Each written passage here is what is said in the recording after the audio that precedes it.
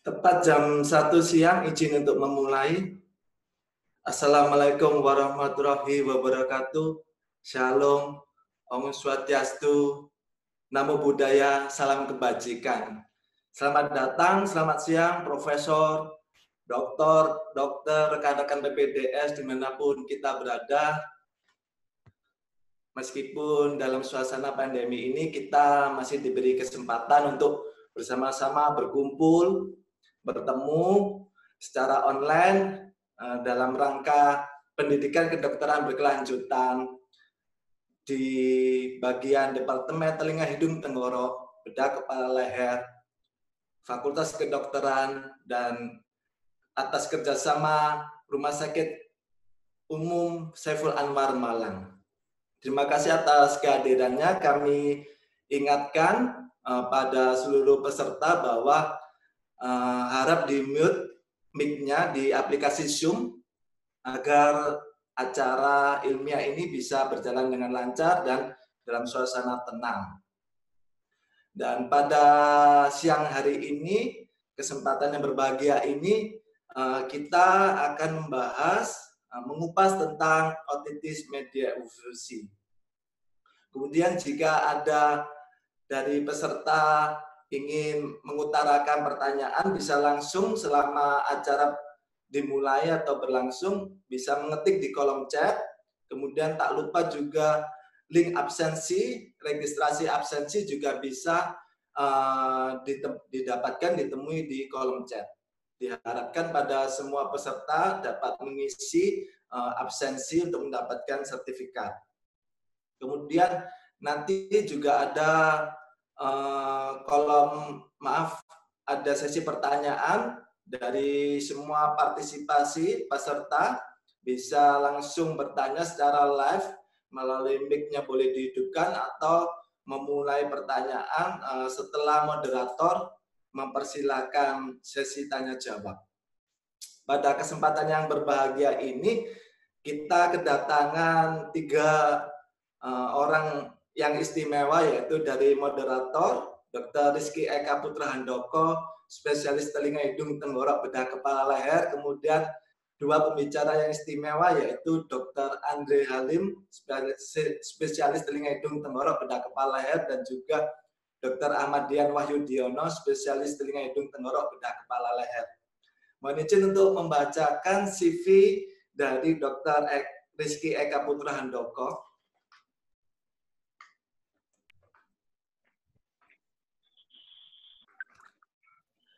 Nama lengkap dari moderator kita hari ini adalah Dr. Rizky Eka Putra Handoko, spesialis telinga hidung tenggorok bedah kepala leher. Tepat tanggal lahir di Surabaya 7 Agustus 1989. Beralamat kantor SUD Saiful Anwar dan beralamat di Sabtu nomor 2. Alamat rumahnya di Nirwana. Selanjutnya. Untuk riwayat pendidikan, menyelesaikan pendidikan dokter di Fakultas Kedokteran Universitas Brawijaya, kemudian melanjutkan pendidikan spesialis kesehatan, kemudian pendidikan spesialis tahun 17 Brawijaya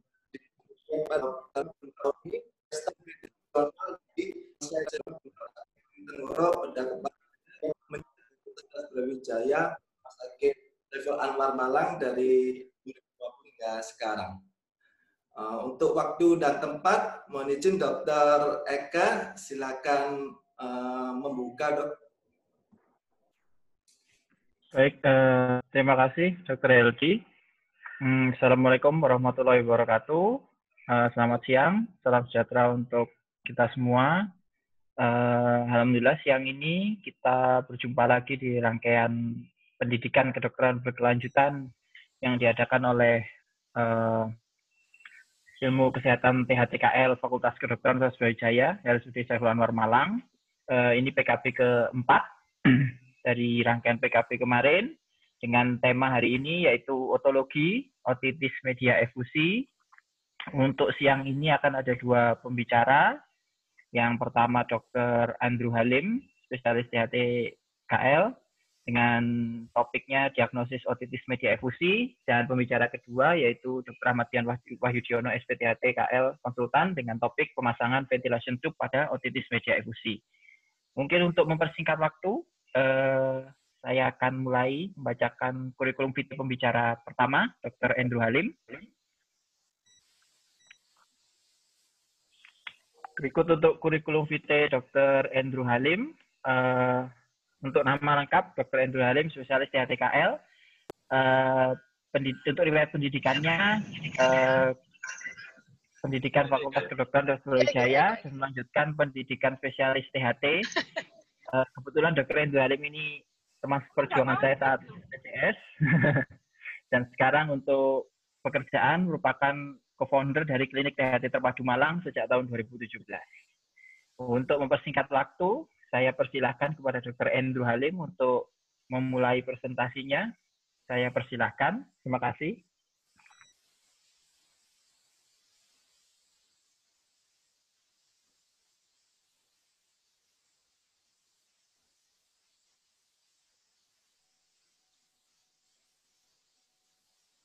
Dr. Andrew, suaranya belum masuk. Mohon maaf untuk suaranya, Dr. Andrew. Belum masuk. Halo.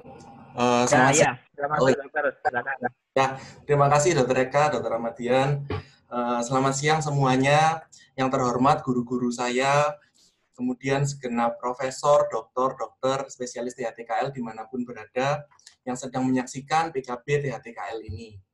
Terima kasih banyak atas kesempatan yang diberikan kepada saya untuk bisa sharing pada siang hari ini. Semoga sharing saya pada siang hari ini bisa bermanfaat. Saya sharing dulu ini. Oke. Ya, pada siang hari ini saya akan membawakan topik yang berjudul diagnosis otitis media efusi. Sebelumnya dulu saya mau cerita sebentar, mungkin waktu saya masih awal PPDS ya, ketika saya melihat ada seorang pasien, gendang telinganya seperti tidak ada masalah, akan tetapi waktu itu kebetulan Dr. Ahmad Dian yang sedang ada di Poli ya. Dr. Ahmad Dian ketika dikonsuli, Dr. Ahmad Dian bilang, ini sepertinya otitis media efusi. Coba diperiksakan timpanometri. Dalam hati saya, masa sih otitis media efusi? Seperti nggak kelihatan air fluid level, seperti nggak kelihatan air bubble, tapi ternyata hasilnya benar, timpanogramnya flat atau tipe B, sehingga itu benar otitis media efusi. Dari situ ternyata saya mengambil kesimpulan, diagnosis otitis media efusi itu tidak selalu mudah, bahkan kadang-kadang banyak kasus yang tidak terdiagnosis. Oke, selanjutnya. Seperti yang kita ketahui, otitis media efusi adalah akumulasi cairan serus atau mukoid pada telinga tengah tanpa adanya gejala dan tanda infeksi akut dan membran timpaninya intak. Pada siang hari ini adalah outline yang akan saya bicarakan. Yang pertama adalah magnitude of the problem, bahwa OME bisa terjadi di segala usia, dan apa saja dampak underdiagnosed OME mungkin yang sering terjadi, dan betapa sulitnya diagnosis OME, atau mungkin bisa dibilang gampang-gampang sulit, ada gampangnya, ada sulitnya. Kemudian ada proses diagnosisnya juga, yang awalnya pada pertemuan antara dokter dan pasien, mulai dari anamnesa, otoskopi, dan nanti saya juga membahas lebih dalam sedikit tentang otoskopi pneumatik, baru kemudian pemeriksaan penunjang, yang akan saya tekankan pada pemeriksaan acoustic emittance dengan timpanometri 226 Hz atau 1000 Hz. Dan nanti spesial fokus ke timpanogram width. Oke, untuk magnitude of the problem, kenapa saya ingin membahas magnitude of the problem? Karena ternyata OME ini mungkin penderitanya banyak sekali ya. Dan OME ini bisa terjadi di segala usia, mulai dari bayi baru lahir sampai kakek nenek nanti. Dan ada suatu studi oleh White et al. Pada tahun 1993 untuk prevalensi dari conductive hearing loss, ternyata pada bayi baru lahir, untuk full term babies itu 17/1000. Pada NICU babies atau yang premature babies itu 36 per 1000. Berarti ini cukup banyak sekali ya pada bayi-bayi baru lahir. Padahal saya akui jarang sekali kita mungkin mendapatkan pasien bayi-bayi yang dengan OMI. Karena bayi ini tidak mengeluh adanya gangguan pendengaran, bayi ini juga tidak menunjukkan gejala yang menonjol. Akan tetapi ternyata sebetulnya prevalensinya cukup tinggi. Kemudian dari American Academy of Otolaryngology Head and Neck Surgery Foundation 2016 dikatakan usia 0 sampai 1 tahun 50% anak-anak menderita OMI. Wow, ini pertama kali saya membaca saya cukup kaget, tinggi sekali prevalensinya. 50% anak menderita OMI pada usia 0 sampai 1 tahun. Dan bahkan pada usia 0 sampai 2 tahun ternyata prevalensinya meningkat menjadi 60%. Saya cukup penasaran dengan hasil ini dan saya cari di guideline-nya, referensinya dari mana. Ternyata AAO ini mengambil referensi dari ini, buku epidemiologi Evidence Based Otitis Media di Kanada ini tahun 2003. Walaupun ini adalah studi epidemiologi tidak di Indonesia, tapi setidaknya ini memberikan suatu gambaran bahwa OMI ini seperti gunung es ya, yang ketemu mungkin hanya yang di atasnya saja, yang tidak ketemu, yang underdiagnosed itu masih sangat besar. Dan pada usia 5-6 tahun, 1 dari 8 anak terkena OMI pada 1 atau 2 telinganya. Dan disebutkan bahwa anak-anak yang pada usia dini terkena OMI akan lebih rentan terkena OMI di usia-usia mendatang dalam kehidupannya. Apalagi jika menderita komorbid seperti Down syndrome dan cleft palate, maka itu dapat meningkat prevalensinya hingga 85%. Oleh karena itu, kita benar-benar harus memperhatikan penyakit ini. Walaupun OMI ini tidak menimbulkan kematian, akan tetapi dampak dari underdiagnosed OMI ini cukup banyak. Dari hearing loss, bahkan sampai gangguan keseimbangan, gangguan intelektual atau perkembangan nanti di sekolah, gangguan perilaku, ear discomfort, mungkin sering otitis media, penurunan kualitas hidup, dan bahkan menyebabkan structural damage yang mungkin membutuhkan intervensi medis atau surgery. Kalau kita bilang bahwa anak-anak itu adalah usia paling emas untuk pertumbuhan intelektual dan perkembangannya, dan bahwa anak-anak atau generasi muda itu adalah harapan kita di masa mendatang, maka kita sebagai dokter THT, saya rasa perlu betul-betul memperhatikan salah satu panca indera, yaitu pendengaran, yang akan sangat mempengaruhi perkembangan mereka nanti. Apalagi pada kasus-kasus yang OMI ini terjadi bersamaan dengan komorbid yang lain. Seperti ada permanent hearing loss yang lain, atau misalnya ada kebutaan, atau ada sindrom Down, dan lain-lainnya. Maka ini akan memberikan dampak yang lebih luar biasa lagi. Jadi istilahnya sudah jatuh, tertimpa tangga pula. Yang terakhir, magnitude of the problem, diagnosis OMI tidak mudah.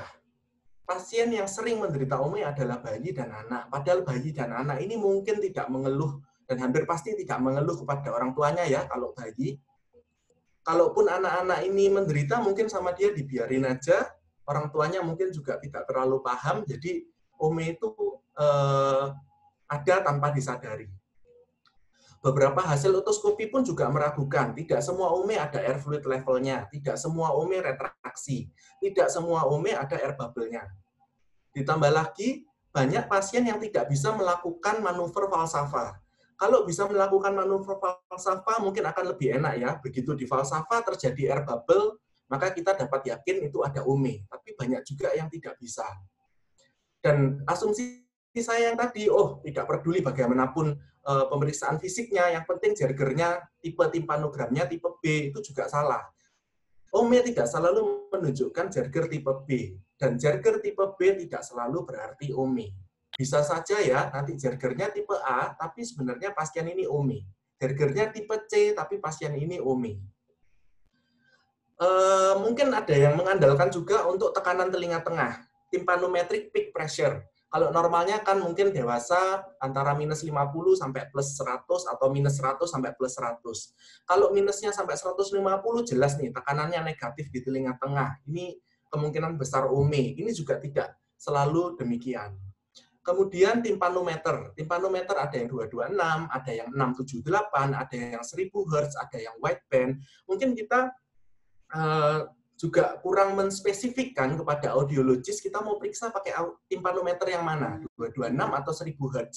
Padahal pilihan timpanometer harus disesuaikan dengan usia dari pasien yang kita periksa. Dan yang terakhir, mungkin banyak juga pasien-pasien dengan OME tapi didiagnosa normal, apalagi pada bayi dan anak ya. Periksanya liangnya sudah sempit, mungkin anaknya juga rewel, tidak bisa dikondisikan dengan sempurna. Menginjak ke diagnosis OME, yang pertama saya ingin membicarakan proses saat pasien bertemu dengan dokter, mulai dari anamnesa dan pemeriksaan fisik. Dari anamnesa tadi sudah kita sebutkan, sering asimptomatis. Mungkin ada gangguan dengar, itu pun kalau dewasa mungkin bisa menyampaikan, kalau anak kecil mungkin tidak bisa menyampaikan. Mungkin orang tua yang care dan benar-benar mengerti, menyadari anaknya mungkin ada terlambat bicara. Atau anak yang agak sudah lebih mengerti bisa menyampaikan ada rasa penuh di telinganya, tapi ini tidak selalu dapat diandalkan. Kemudian pada otoskopi yang kita ingin cari adalah retraksi, air fluid level, air bubble, dan mungkin kita dapat menggunakan pneumatik otoskopi atau Siegel speculum. Kemudian pemeriksaan ini akan kita konfirmasi dengan timpanogram, yang khasnya adalah YTM atau static compliance-nya turun, tympanometric peak pressure-nya terjadi di tekanan yang negatif, kurvanya flat, dan ternyata yang sangat sensitif dan harus benar-benar kita perhatikan adalah tympanogram beat yang tinggi. Memang baku emasnya adalah miringotomi dengan aspirasi ya, jelas sekali itu kalau memang ada cairan ya berarti otitis media efusi. Tapi kan ini cara yang agak invasif dan semoga tidak perlu dilakukan itu kalau kita bisa memeriksa dengan yang lain dengan lebih seksama. Ini adalah gambaran otoskopik dari OME atau retraksi. Saya sedikit sharing bagi kita untuk mengingat kembali. Ini adalah gambaran atau skema gendang telinga yang normal. Tampak ada malleolar fold atau pars flaccida di atas, pars tensa di bawah. Processus brevisnya tidak terlalu menonjol.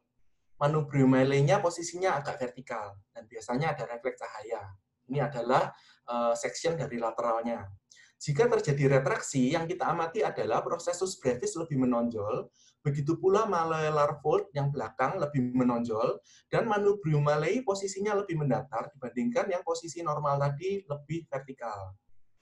Ketika retraksi semakin parah, maka processus brevis dan malleolar fold yang posterior semakin menonjol dan manubrium mallei semakin mendatar.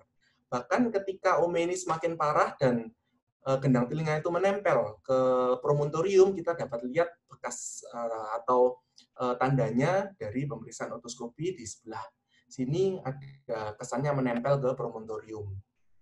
Tapi nanti ketika cairan sudah diproduksi, maka gambaran retraksi ini tidak lagi tampak nyata. Mungkin prosesus brevisnya tidak menonjol lagi, bahkan malleolar fold juga tidak menonjol karena adanya cairan. Ketika nanti cairnya lebih banyak lagi, bisa juga sampai bulging. Nah, gambaran yang retraksi dan yang bulging ini akan memberikan hasil timpanogram yang berbeda. Ini adalah contoh nyata untuk otoskopi. Ini adalah pasien dengan otitis media efusi, akan tetapi mungkin mata yang kurang jeli, misalnya pada anak-anak yang kurang dapat dikondisikan, mungkin bisa miss diagnosis OME-nya kalau tidak dilakukan pemeriksaan yang lebih mendetail dengan otoskopi pneumatik atau timpanometri. Pada posisi ini tampak manubrium mallei lebih mendatar, processus brevisnya lebih menonjol, malleolar fold-nya lebih menonjol, tapi kita tidak lihat ada air bubble. Begitu pula kasus ini jika terjadi pada anak kecil yang tidak terlalu kooperatif, maka bisa saja ini kita kurang yakin kalau ini OME. Ini kasus yang lebih tertarik lagi, processus brevisnya sangat menonjol, manubrium mallei-nya lebih masuk lagi ke dalam. Tapi kebetulan di sini juga tidak ada air bubble-nya. Ini kasus yang otoskopi pada cairan serus dari otitis medianya agak berwarna kekuningan, sudah tidak terlalu retraksi lagi. Kalau ini kita dapat lihat adanya air fluid level atau air bubble. Di sini kita juga melihat adanya processus brevis menonjol, manubrium mallei mendatar, malleolar fold-nya lebih terlihat. Ini terlihat lebih nyata lagi ada air bubble. kasus ini juga tidak terlalu terlihat nyata ya untuk otitis media efusinya, terutama pada anak-anak yang kurang kooperatif tadi. Jadi dari pemeriksaan fisik setidaknya itu yang bisa kita amati. Akan lebih baik kalau ada air bubble dan pasien bisa melakukan manuver falsafah. Ini kasus yang lebih parah, sudah terjadi ethnic retraction pocket. Ini juga terjadi ethnic deep retraction pocket.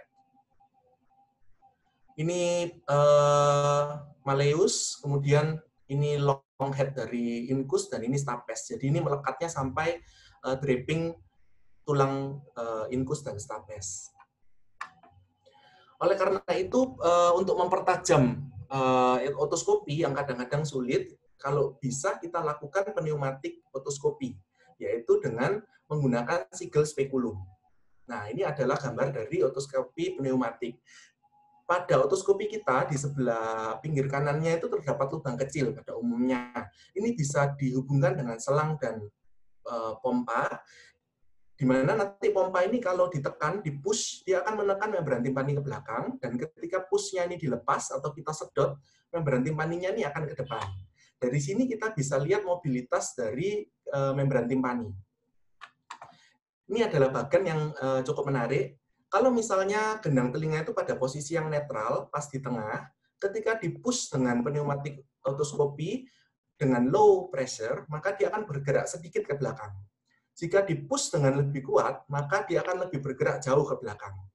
Sedangkan jika diberikan tekanan negatif atau disedot, maka dia bergerak sedikit ke depan. Begitu pula kalau diberi tekanan negatif yang tinggi, dia akan bergerak jauh lebih ke depan. Pada membran timpani yang bentuknya lebih huruf S atau lebih tipis, maka pergerakan ini dapat lebih diamati dengan lebih mudah atau dengan lebih luar biasa pergerakannya. Namun kita coba amati, kalau pada kasus yang ada efusinya tapi gendang telinganya masih di tengah, ketika kita berikan tekanan yang lemah, gendang telinga ini tidak bergerak. Ketika kita push lebih kuat, baru dia bergerak tapi sedikit, plusnya cuma +1.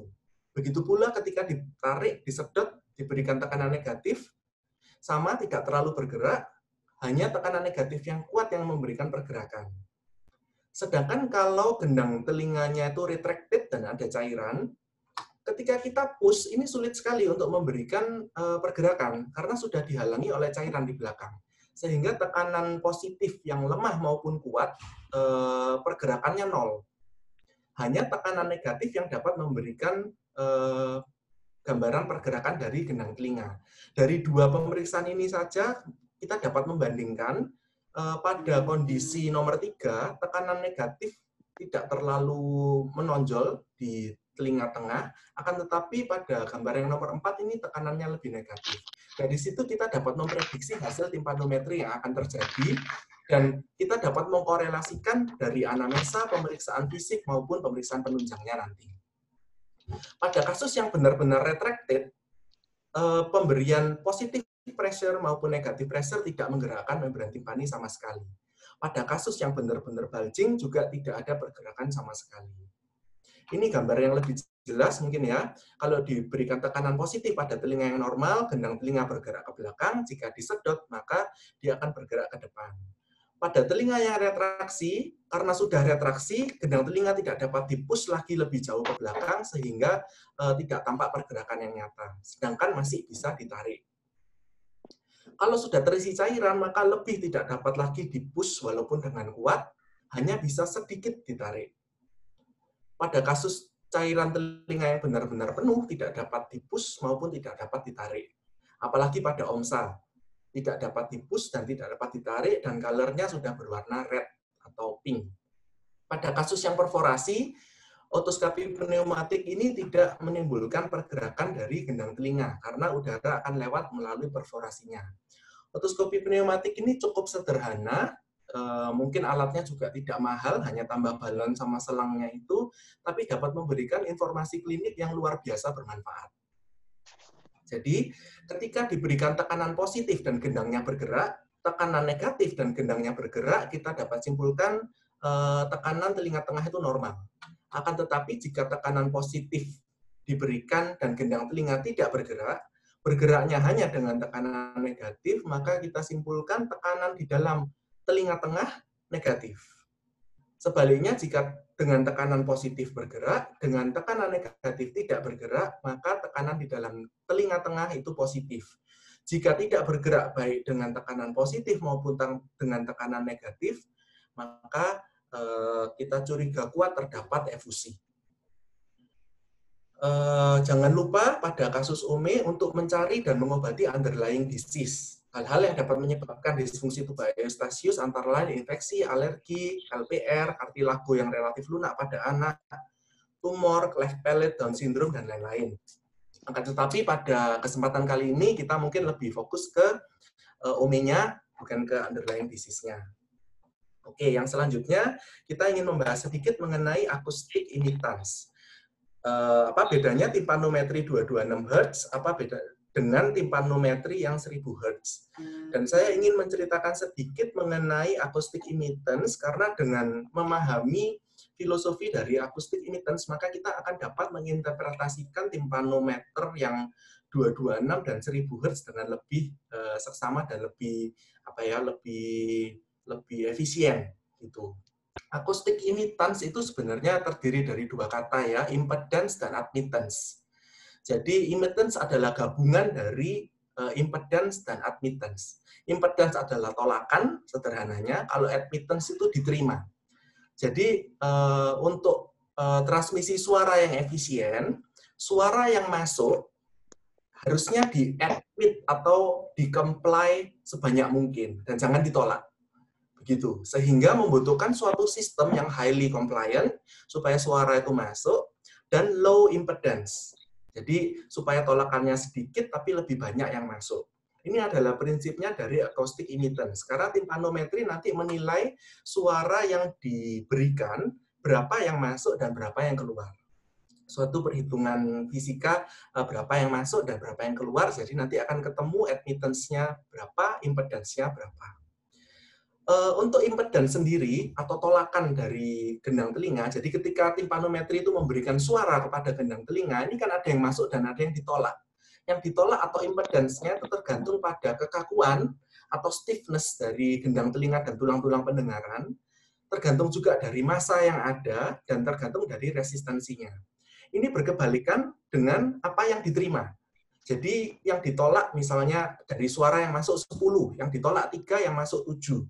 Gitu. Jadi admittance adalah kebalikan dari impedance. Satuannya pun hanya tinggal dibalik dari ohm menjadi MHO. OHM, MHO. Secara fisika sederhana, tadi disebutkan komponennya ada 3 ya, stiffness, mass, resistance. Mass itu bagaikan massa yang ada di depan sini, stiffness itu bagaikan spring atau coil, resisten adalah friction yang ada di bawahnya. Jadi setiap suara yang masuk akan melalui 3 hal ini. Kalau bisa melalui 3 hal ini, baru di-admit atau di-comply. Gitu. Nanti dari 3 itu disusun menjadi bagan yang demikian. Ini stiffness, ke bawahnya mass, ke kanannya resisten, baru terjadi vektor, di mana itu ditranslasikan menjadi hasil timpanogram. Nah, timpanometri adalah tes untuk mengukur efisiensi telinga tengah. Cara kerjanya seperti ini. Timpanometri itu ada 3 probe setidaknya ya. Pertama untuk mengatur tekanan, kedua adalah speaker untuk memberikan suara, ketiga adalah mikrofon untuk menangkap suara yang dipantulkan oleh gendang telinga. Sembari probe tekanan ini mengatur tekanan mulai dari 200 sampai ke minus 400. Jadi prinsip dari timpanometri, saat tekanan itu sama pada kedua sisi membran timpani, jadi tekanan di telinga luar atau tekanan atmosfer, jika sudah sama dengan tekanan di telinga tengah, maka ini akan membuat struktur di daerah itu tuh least stiffness, yang paling tidak kaku, dan most compliance, jadi suara bisa masuk. Sekali lagi, kalau tekanannya sudah sama antara di luar dan di telinga tengah, maka itu paling tidak kaku dan paling compliance. Sehingga ketika dilakukan timpanometri, yang dilakukan oleh timpanometer pertama adalah memberikan push tekanan sampai 200 dekapascal. Tekanan ini akan diturunkan pelan-pelan sampai tergantung alatnya ya, bisa minus 200, bisa minus 300, atau minus 400. Karena tekanan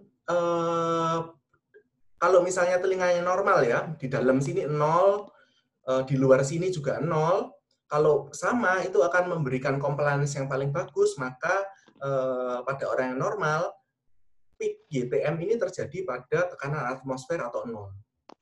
Jadi pertama timpanometernya push, gendang telinganya masuk sampai ke dalam, push plus 200, tentu saja gelombang suara tidak dapat diadmit dengan baik.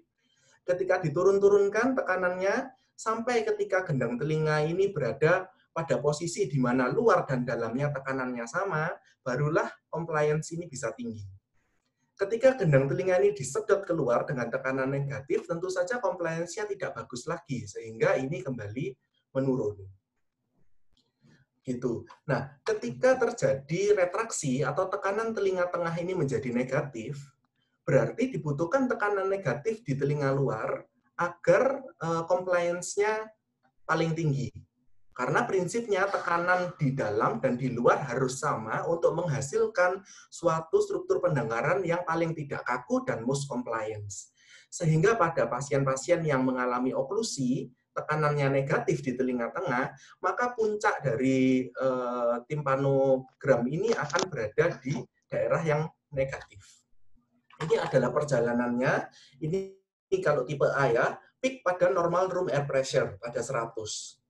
Tapi pada kasus yang retraksi, timpanometer harus memberikan tekanan negatif agar nilainya sama dengan yang di telinga tengah, sehingga dapat memberikan compliance yang lebih tinggi, walaupun tidak setinggi yang tipe A. Setelah nanti terisi air, lama-lama karena terisi air berarti yang telinga tengah itu lebih stiff lagi, sehingga compliance tidak terlalu bagus dan lama-lama menurun menjadi tipe B. Ini adalah gambaran klasik dari OME. Akan tetapi tidak selalu terjadi demikian. Karena seperti pada bagan otoskopi pneumatik tadi, ternyata bisa saja dalam perjalanannya tekanannya sudah beranjak ke positif. Nah, untuk gambaran klasik yang tipe B tadi, saya sempat katakan tidak semua tipe B adalah OME. Misalnya ada 3 gambaran kasus ini. Pada 3 gambaran kasus ini, semuanya tipe B atau flat, tetapi dengan ekuivalen ear canal volume yang berbeda. Jadi volume telinga luarnya berbeda. Kalau pada anak harusnya liang telinga luar volumenya kan 0,4 sampai 0,9, pada dewasa 0,6 sampai 1,46. Bervariasi tergantung penelitinya. Coba kita lihat di kasus yang nomor 1. Pada kasus nomor 1, volume telinga luarnya sekitar berapa ini? 0,6 ya. Jadi masuk rentang normal. Ini kemungkinan, jadi volumenya ini 0,6, volume liang telinga luar, dan gambaran ini flat karena ada cairan di dalam telinga tengah yang membuat struktur menjadi lebih stiff dan least compliance. Begitu. Akan tetapi ada kasus yang lain, misalnya ini, kasus nomor 2, kita lihat gambarannya flat, B. Tapi volume telinga luarnya hanya berapa ini? Mendekati 0. Di bawah rentang normal anak maupun dewasa. Pada kasus ini mungkin terjadi karena serumen. Jadi ini mungkin tip timpanometernya ada di sini, di liang telinga luar, ada suatu ruang sedikit dan sudah menjadi serumen. Jadi tipe B-nya disebabkan karena serumen. Dan kasus yang nomor 3, sama-sama tipe flat-nya, tapi ear canal volume-nya tinggi sekali, bisa sampai 2. Kenapa ini terjadi? Karena ada perforasi, sehingga timpanometer tidak hanya mengukur volume liang telinga luar, tapi juga menambahkan volume telinga tengah, bahkan mungkin rongga mastoid. Gitu. Jadi, sekali lagi, timpanogram B tidak selalu berarti OME. Bisa saja obstruksi oleh serumen obsturan, atau bisa ada perforasi, tergantung dari ear canal volume-nya. Ini adalah parameter yang lebih sensitif lagi untuk diagnosis OME, yaitu timpanogram width. Apa itu timpanogram width? Sedikit mengingatkan kembali, ia adalah lebarnya sumbu X pada timpanogram pada 50% tinggi maksimum admittance akutan statik atau compliance, biasa kita bilang ya, atau setengah YTM, istilah yang lebih akurat, yang dinyatakan dalam satu. Jadi misalnya ini ada timpanogram, gambarannya seperti ini. Kita lihat tingginya YTM itu adalah dari bawah ya, dari bawah sisi paling kanan ketika diberi tekanan 200 sampai puncak yang paling tinggi. ini nilainya dibagi 2, kemudian digaris dari kiri ke kanan. Nah, kemudian kita lihat berapa dekapaskalnya. Ada alat yang bisa langsung mengukur ini, langsung keluar TW-nya berapa, ada yang harus kita garis sendiri. TW disebut parameter yang paling sensitif untuk diagnosis dini OME. Kalau TW ini sampai melebar sekali, maka pasien tersebut menderita OME.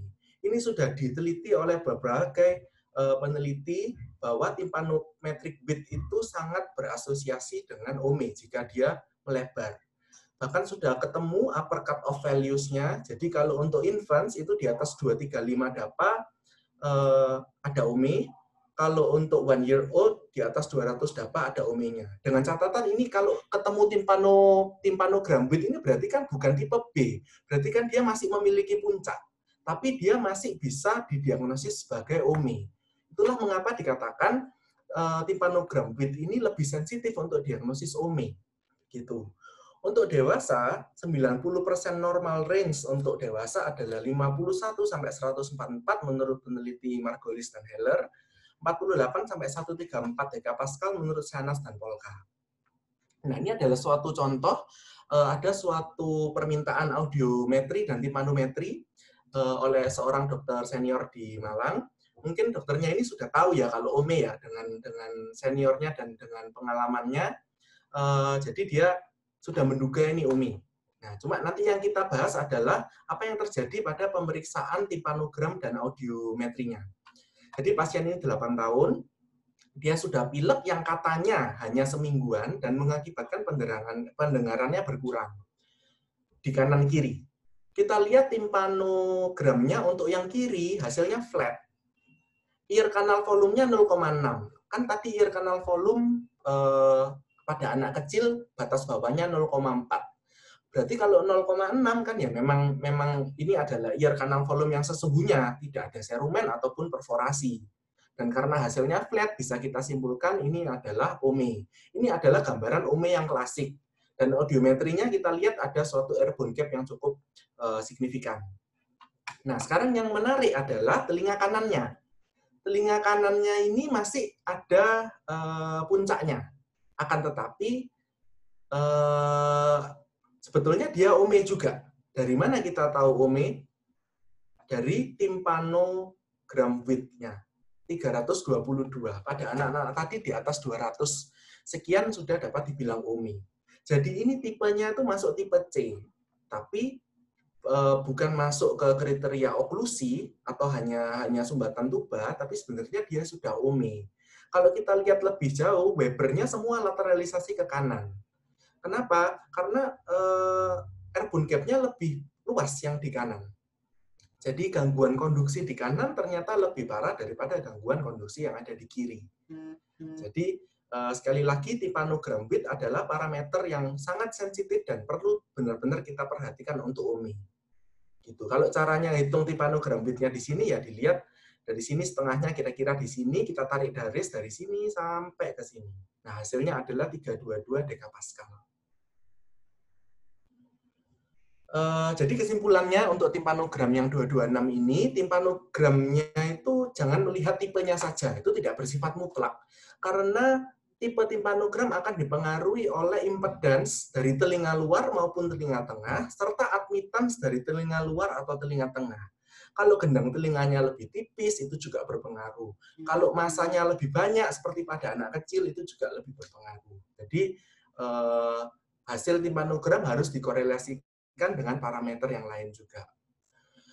Untuk OME, karena tadi sering underdiagnosed, bahkan American Speech Language Hearing Association menganjurkan screening anak usia 4 bulan sampai 7 tahun dengan parameter TW yang utama, tympanogram width, untuk mencari adanya otitis media efusi. Dan tekanan yang negatif sudah tidak digunakan lagi untuk parameter screening karena menyebabkan over referral. Sekarang kita beranjak ke tympanometri 1000 Hz, topik yang terakhir.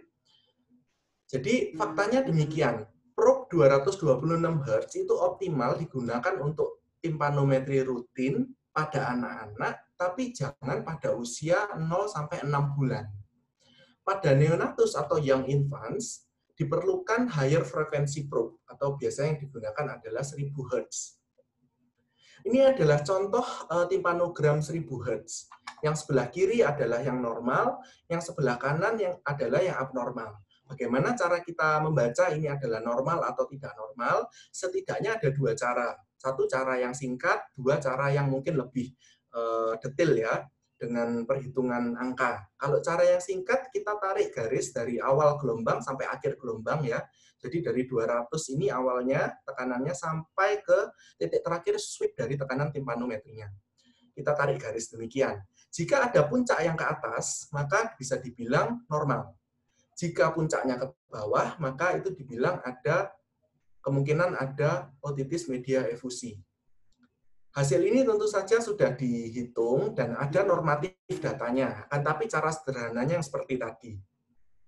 Kalau mau hitung normatif data, ya nanti harus dihitung berapa mmHO dan lain sebagainya. Nah, ini ada suatu contoh yang menarik, perbandingan antara 226 dan 1000 Hz timpanogram pada early infancy, 0 sampai 6 bulan. Contoh kasus ya, misalnya telinga kanannya itu ada OMI, telinga kirinya normal. Kalau dilakukan pemeriksaan newborn hearing screening, maka OAE-nya yang kanan kemungkinan river, yang kiri kemungkinan adalah pas.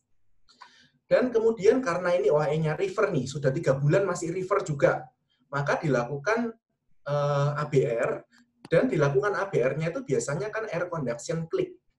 Ternyata baik telinga yang kanan maupun telinga kiri, ini hasilnya positif sampai 20 dB NHL. Nah, kalau kita cuma berhenti sampai di sini, biasanya kan, oh ya sudah, OAE-nya river, nggak apa-apa, nanti dievaluasi ke depan-depan. Yang penting ABR-nya positif kliknya. Kadang-kadang selesai sampai di sana. Padahal kalau misalnya sempat diperiksa tone burst-nya di frekuensi 1000 Hz, mungkin yang telinga dengan OME, tone burst-nya ini akan jelek, bisa sampai 50 dB NHL. Sedangkan pada telinga yang normal, mungkin tone burst-nya normal. Tetapi kita tahu pemeriksaan tone burst ini lebih sulit, gelombangnya lebih sulit dibaca, dan ABR klik aja sulit, anaknya nanti bangun, pemeriksaannya kalau harus ditambah dengan tone burst akan lebih panjang. Nah, pada titik inilah kita perlu melakukan timpanometri. Saya sering ingat dulu waktu PPDS, lalu diingatkan kita perlu sekali melakukan timpanometri pada bayi-bayi ini. Dan timpanometrinya jangan lupa memberikan pesan kepada audiologisnya, kalau usianya 0 sampai 6, jangan dilakukan dengan timpanometri 226 Hz. Karena hasilnya ini masih positif. Jadi ini adalah hasil pada pasien yang telinga kanannya OME, OAE-nya river, dengan ABR yang demikian. Masih menimbulkan hasil yang positif.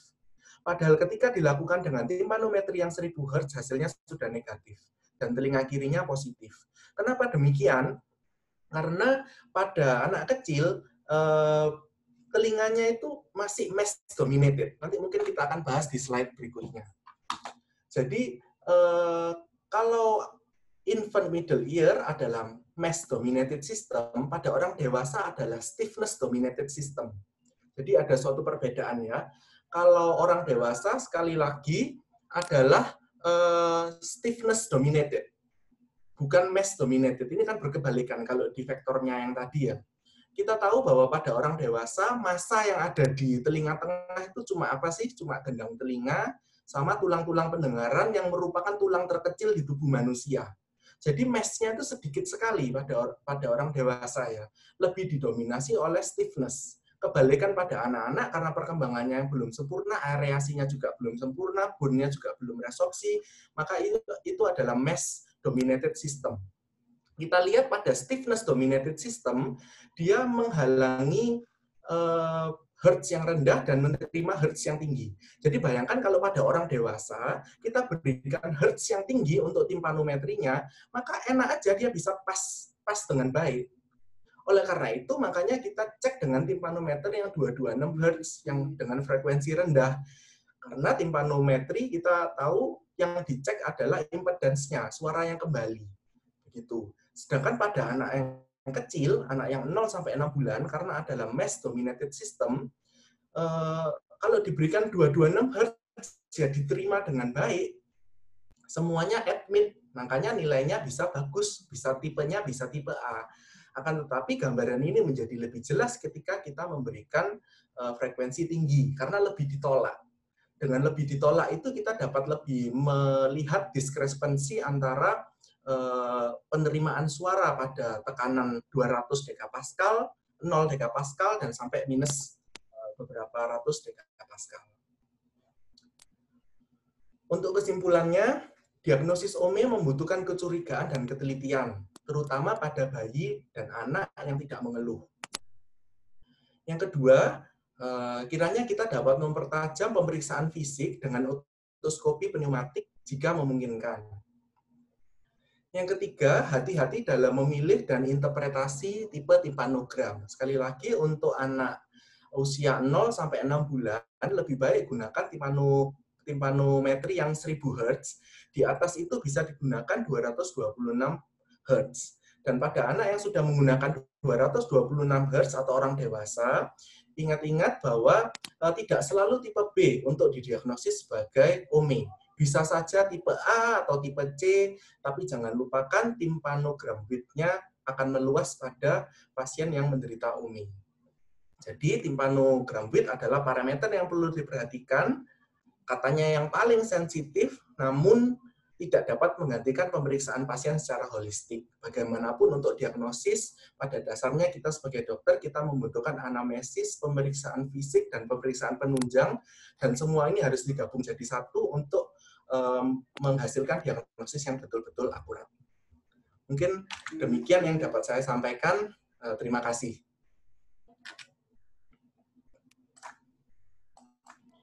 Terima kasih, Dr. Andrew, untuk presentasinya yang menurut saya sangat jelas. Jadi dari Dr. Andrew sudah menjelaskan untuk diagnosis OME, jadi mulai dari anamnesa, pemeriksaan fisik, sampai mungkin melakukan pemeriksaan penunjang, dari yang istilahnya yang simple sampai yang mungkin lebih rumit.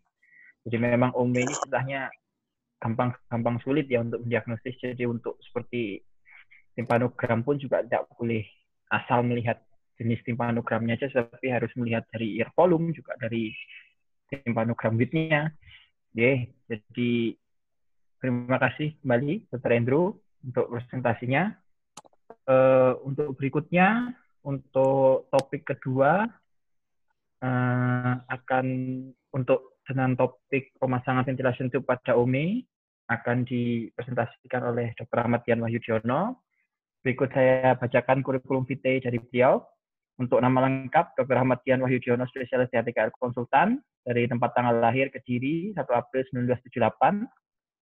Untuk alamat kantor di RSUD Malang, Jalan Jaksa Agung Suprapto nomor 2. Untuk riwayat pendidikan, beliau menyelesaikan pendidikan dokter di Fakultas Kedokteran Universitas Brawijaya tahun 2003 dan melanjutkan spesialis THTKL di Fakultas Kedokteran Universitas Brawijaya, lalu mendapatkan konsultan otologi tahun 2017.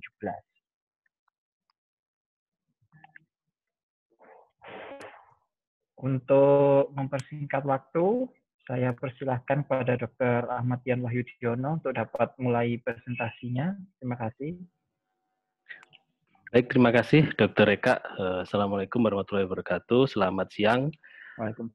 Terima kasih atas kehadiran semua para guru besar, senior, rekan sejawat maupun rekan PPDS untuk kegiatan siang hari ini dalam rangka sharing masalah penyakit telinga yaitu otis media efusi.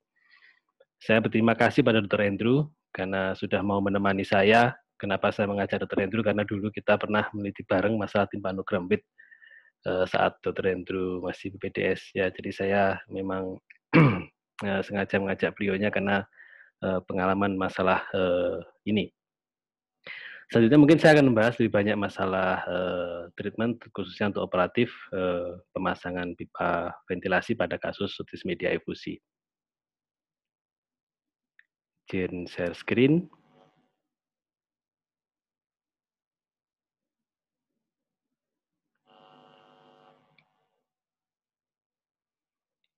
Baik, jadi tadi kita sudah banyak dijelaskan oleh Dr. Andrew tentang diagnostik untuk otis media efusi.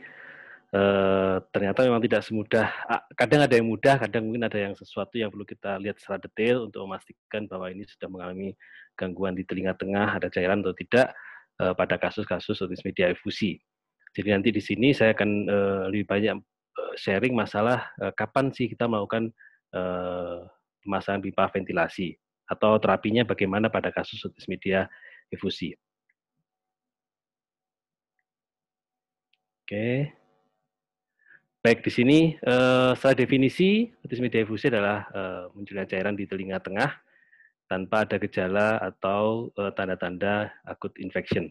Jadi ini gambaran tadi sudah disampaikan segala macam, ada yang masih bentuk tidak retracted, ada yang retracted, bahkan ada yang sampai mau menempel di telinga bagian medial dari kavum timpani.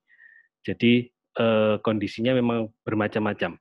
Ya, jadi kita harus benar-benar jeli dalam melakukan pemeriksaan supaya kita tahu betul bahwa kondisi ini sebenarnya terdapat cairan atau tidak.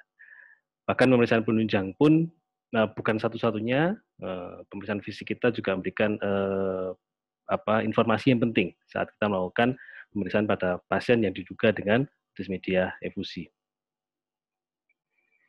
Nah, kejadiannya tadi sudah sama disampaikan oleh Dr. Andrew. Jadi memang ini sesuatu yang menarik karena ternyata memang hampir semua anak itu pasti pernah mengalami episode ini.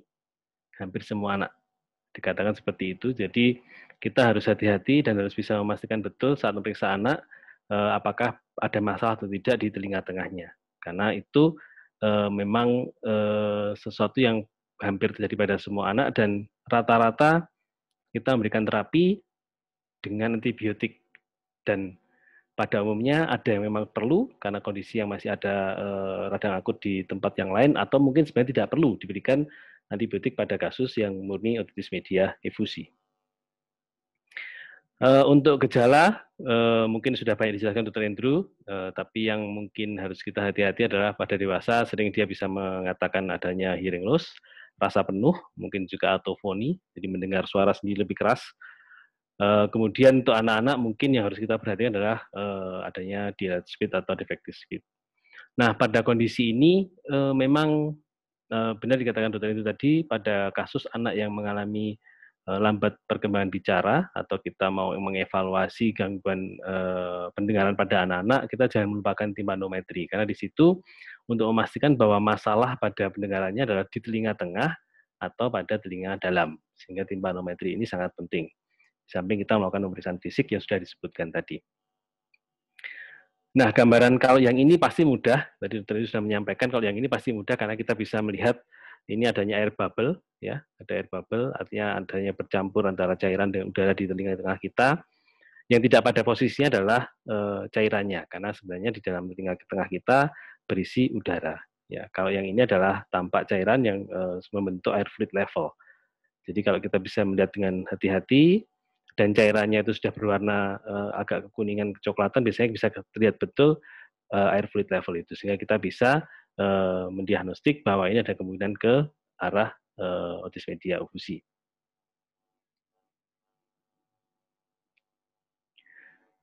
Pneumatik otoskopi tadi sudah dijelaskan. Ini mungkin tidak banyak mengerjakan, tapi ini penting. Ya, sebenarnya hampir semua otoskop itu selalu tersedia lubang di sampingnya untuk memberikan akses pada selang ini untuk memberikan tekanan positif. Namun yang harus diperhatikan adalah ujung dari spekulumnya itu harus yang bisa memastikan tidak ada udara keluar saat kita melakukan pemeriksaan. Bisa diganti yang seperti ini atau kita siapkan yang tambahan untuk menutup atau membesarkan ujungnya supaya nanti tidak ada udara yang keluar waktu kita melakukan tekanan baik positif maupun negatif ke liang telinga kita. Ini gambaran audiotimpanometri. Tadi sudah dijelaskan Dr. Andrew. Jadi biasanya ada gangguan yang umumnya adalah seperti ini. Ada air bone gap di mana bone kondaksinya masih di atas 25 dengan air kondaksinya sudah turun di bawah 25. Kemudian gambarannya adalah seperti ini, gambaran tipe B atau flat dengan normal ear volume. Jadi ini penting karena ear volume ini ternyata bisa memberikan informasi bahwa sebenarnya ada sesuatu tidak di liang telinga kita dan volumenya ini bertambah karena adanya kondisi di membran timpani kita yang bisa melibatkan volume baik dari ear volume itu dari kanalis akusticus externus dan cavum timpani. Jadi jangan lupa untuk melihat ear volume saat kita membaca hasil timpanometri. Nah, sekarang kita beranjak ke treatment. Jadi treatment ini ada dua yang sering kita munculkan, ada yang non-surgical, ada yang surgical. Kita bicara yang non-surgical terlebih dahulu. Sering kita memunculkan terapi seperti steroid, baik oral steroid maupun yang topikal steroid. Kemudian kita juga sering memunculkan terapi antibiotik, kemudian juga dekongestan dan antihistamin. Bahkan beberapa memang selalu meletakkan dekongestan antihistamin itu segera setelah kita bisa menemukan kasus dismedia efusi. Nah, nanti kita lihat apakah memang kita harus memberikan obat-obat ini pada kasus dismedia efusi. Kemudian yang surgical treatment nanti ada pilihan yaitu miringotomi, ada tympanostomy tube, dan ada adenoidektomi. Kapan kita melakukan itu dan apakah kita harus mengkombinasi atau tidak, nanti ini akan ada beberapa sumber atau guideline yang menjelaskan kapan kita harus kombinasi dan kapan kita tidak kombinasi. Jadi dari kedua hal ini kita bisa menentukan strategi bagaimana kita memberikan tata laksana yang baik atau tepat pada pasien yang mengalami otis media efusi. Kita bicara masalah yang non-surgical terlebih dahulu, yaitu oral steroid. Dari penelitian systematic review yang melibatkan beberapa RCT mengatakan tidak ada keuntungan yang signifikan ya dari penggunaan oral steroid baik pada perbaikan efusinya atau perbaikan dari pendengarannya. Ya, tentu banyak penelitian yang mengatakan ada perubahan, tentu banyak penelitian yang mengatakan tidak ada perubahan. Tapi pada systematic review ini sudah menemukan beberapa RCT yang ternyata menemukan bahwa pemberian obat ini tidak memberikan keuntungan baik pada perbaikan cairan yang ada di telinga tengah dan perbaikan pada hearing levelnya. Kemudian penggunaan topical steroid ini dikatakan meskipun dia memberikan efek yang lebih kecil daripada oral steroid, namun juga tidak memberikan perbaikan yang cukup berbeda, baik cairan maupun hearing loss-nya setelah 3 bulan. Ya, jadi ini tentu pasti dengan biaya cukup besar karena kita memberikan terapi steroid topikal selama 3 bulan dan ternyata tidak ada perbedaan baik perbaikan cairannya dan perbaikan dari pendengarannya. Sehingga di sini kita harus hati-hati selama kita kasus ini benar-benar otis media efusi tanpa hal yang lain, maka perlu dipertimbangkan atau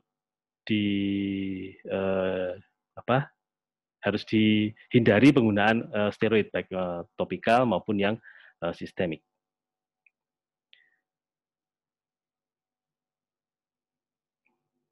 Kemudian yang selanjutnya adalah penggunaan antibiotik.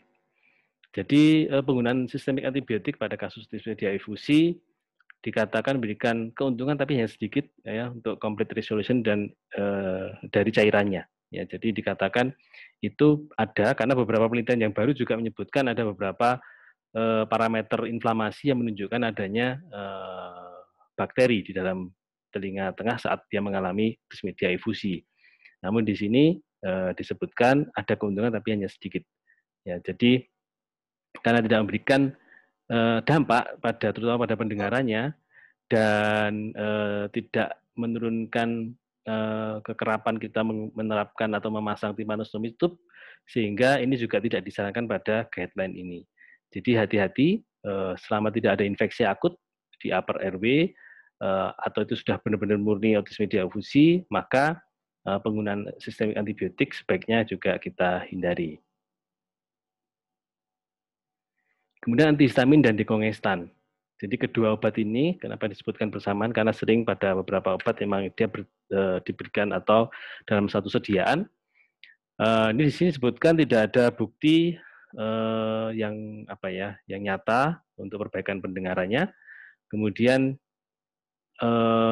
meskipun dia ada perbaikan untuk masalah gangguan dari hidungnya. Ya, jadi bisa kita terapkan atau kita berikan obat ini pasti tapi pada kondisi di mana memang masih bermasalah dengan hidungnya. Misalkan pasien yang mengalami alergi, dia sedang pilek atau apa, kita boleh berikan. Tapi pemberian obat ini pun juga tidak akan memberikan keuntungan yang lebih pada pendengaran pada pasien dengan otitis media efusi.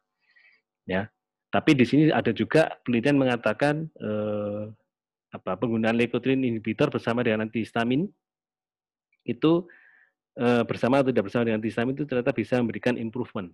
Ya, cuman ini masih ada sedikit penelitian mengatakan di sana. Jadi mungkin kita perlu melakukan penelitian lagi untuk penggunaan leukotriene. Tapi secara umum penggunaan antihistamin dan dekongestan tidak memberikan efek yang cukup berarti pada perbaikan pendengaran pada pasien otitis media efusi.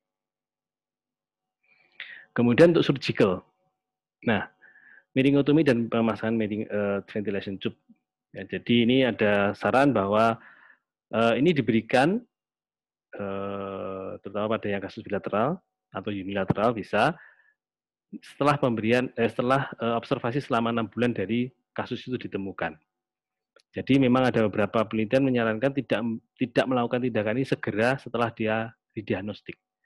Kita harus cari betul kapan dia memulai dan dikatakan lebih baik kita menunggu sampai 3 bulan. Karena beberapa penelitian mengatakan setelah 3 bulan itu rata-rata ada perbaikan sekitar 60, ada yang menyebutkan 60, ada yang menyebutkan sampai 70% dari otitis media efusi.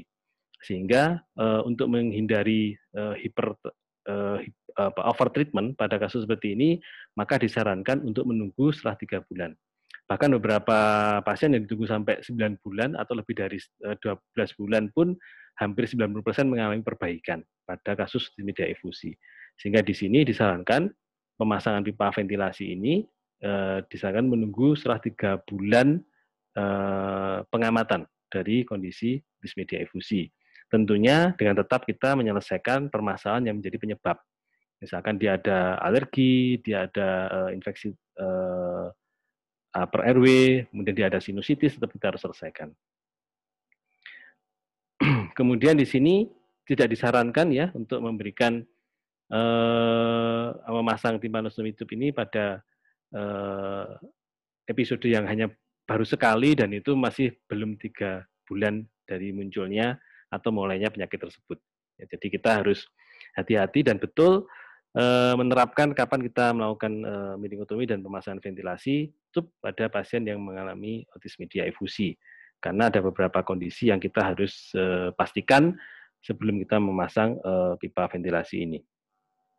Kemudian adenoidektomi. Nah, di sini ada beberapa penelitian yang membahas tentang adenoidektomi. Jadi pada pasien yang usia di bawah 4 tahun tidak direkomendasikan untuk dilakukan adenoidektomi karena masih diperlukan dan ini untuk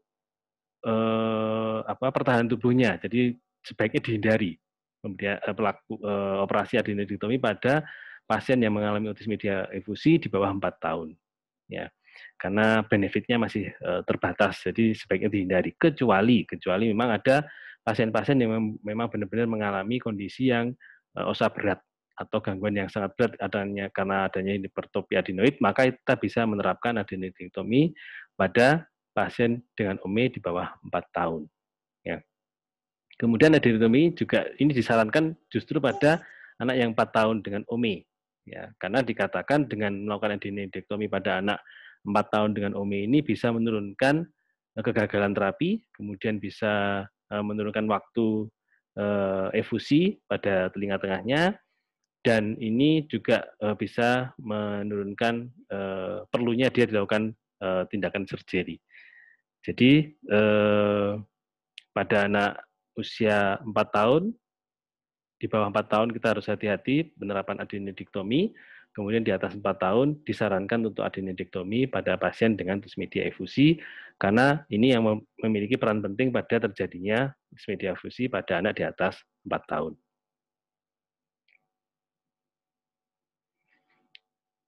Sekarang ini adalah untuk indikasi, jadi tadi sudah disampaikan di sana otitis media efusi dengan pengamatan sudah lebih dari 3 bulan, kemudian pada pasien yang recurrent otitis media akut, ya, tapi dengan efusi. Jadi kalau ya hanya berulang infeksi telinga tengah akutnya tanpa efusi tidak disarankan, tapi yang dengan efusi yang disarankan. Dan itu beberapa penelitian mengatakan dikatakan recurrent kalau dalam setahun lebih dari 4 kali. Kemudian ada gangguan eustachian tube dysfunction, misalkan pada pasien yang cleft palate, kemudian ada kondisi atelektasis, ya, atau memang pada pasien yang dilakukan timpanoplasti tapi tubannya bermasalah, atau dia sudah mengalami, kita sudah tahu tubannya tidak bagus, tapi kita perlu melakukan timpanoplasti, maka sembari kita melakukan timpanoplasti, biasanya di bagian anteroinferior tetap kita pasang grommet atau ventilation tube untuk tetap menjaga tekanan telinganya stabil. Kemudian ini adalah beberapa yang bisa kita gunakan, ada menggunakan mikroskop, ada yang bisa menggunakan endoskopi.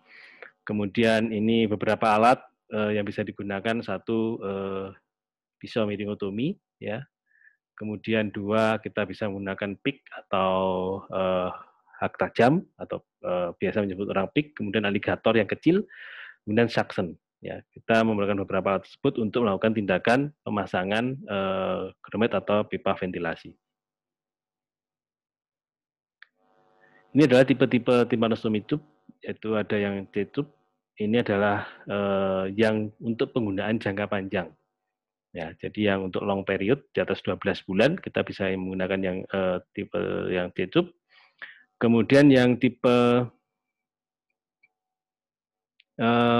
star tube atau Armstrong tube ini biasanya dia memiliki kemampuan di tengah antara 6 sampai 9 bulan. Ya, bersama paparella. Tapi yang tipe yang C-part itu yang paling sebentar, dia hanya 4 sampai 6 bulan.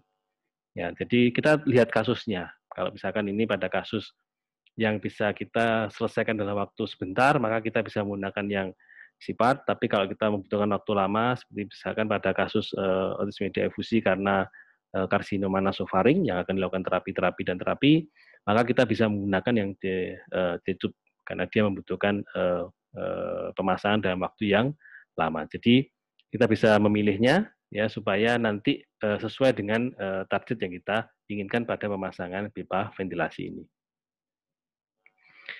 Ini sekarang kita banyak menggunakan endoskopi, jadi untuk endoskopi dan mikroskopi memang ada lebih dan kurangnya, gitu ya. Jadi silahkan kalau endoskopi, kalau untuk pemasangan pipa ventilasi, saya rasa bukan sesuatu yang besar, jadi itu bisa full dengan termasuk tindakan yang bisa full dengan menggunakan endoskopi, ya. Nanti bisa dicoba ya. Nanti saya tunjukkan, saya membuat video dengan menggunakan manekin untuk belajar pemasangan pipa ventilasi. Baik, ini video ini saya buat, saya menggunakan, saya lupa waktu selang akuarium mungkin ya. Kemudian ini saya menggunakan kayak pines atau paku kecil untuk sebagai pengganti maliusnya, hanya untuk identifikasi bahwa ini adalah daerah anterior, ya, ini adalah daerah posterior, di sini adalah daerah anterosuperior, di sini anteroinferior, di sini posteroinferior, di sini posterosuperior. Sebagaimana kita ketahui, hal yang harus dihindari melakukan tindakan midingotomi adalah di postero yang superior. Kayak di sini banyak ada incudostapedial joint, juga ada mungkin di sini juga ada ronbido, jadi hati-hati. Ya, kita memang menghindari di postero yang superior. Yang paling mudah dikatakan yang di daerah postero inferior, karena ini paling pasti terlihat. Ya, terutama yang telinga yang daerah ismusnya itu sangat menonjol.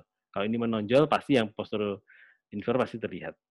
Pemasangan di anteroinferior ini paling disarankan karena dia benar-benar di tengah-tengah, dia masih mudah akses dan kemungkinan untuk lepasnya rendah.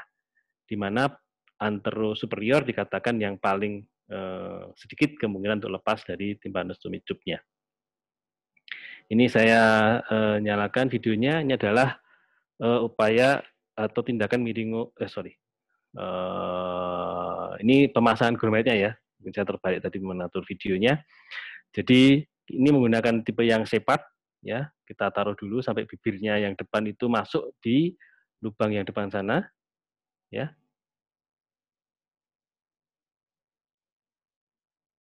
Oke, kalau tidak bisa kita bisa menggunakan ini menggunakan dibantu menggunakan pick untuk menata posisinya, ya.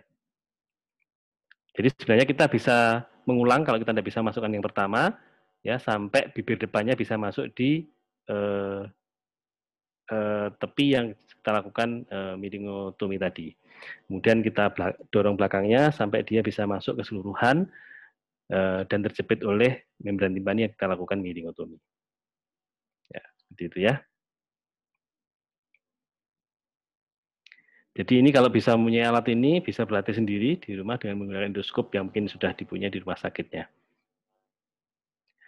Kemudian untuk anestesi, kita bisa menggunakan ini, general anestesi, kemudian ada menggunakan lokal anestesi, bisa menggunakan silokain, ya, atau menggunakan EMLA, atau kita melakukan infiltrasi, ya, seperti injeksi. Perbedaannya di sini memang EMLA lebih lama ya, kita menunggunya antara 30-40 menit, di mana silokain bisa 10-15 menit, ya, injeksi lebih cepat, namun injeksi harus hati-hati, kadang-kadang saat kita melakukan injeksi itu dia mengalami edem, sehingga mempersempit area saat kita melakukan tindakan pemasangan pipa ventilasi. Ini untuk miringotominya ada yang secara radial, ada yang secara sirkuler, ya. Dikatakan tidak ada perbedaan bermakna untuk resiko lepasnya dari timpanostomi tube, tapi lebih disarankan yang tipe radial karena ini lebih sedikit meninggalkan scar dan perbaikannya juga lebih cepat dikatakan daripada tipe yang sirkuler insisinya. Tapi kalau berhubungan dengan timpanostomi tube untuk ekstrusinya dikatakan hampir sama. Ini pemasangannya ya menggunakan ini yang tipe Armstrong, ini contoh yang tipe C-tube, jadi dijepit. Nanti mungkin saya gunakan video tapi mungkin tekniknya berbeda. Ini kalau grommet sudah terpasang ya. Di antero inferior. Oke, ini saya mulai dengan video yang untuk miringotominya. Jadi kita insisi. Sebenarnya pada pisau miringotomi itu lebarnya sudah cukup mewakili dari lebar yang kita butuhkan. Ya.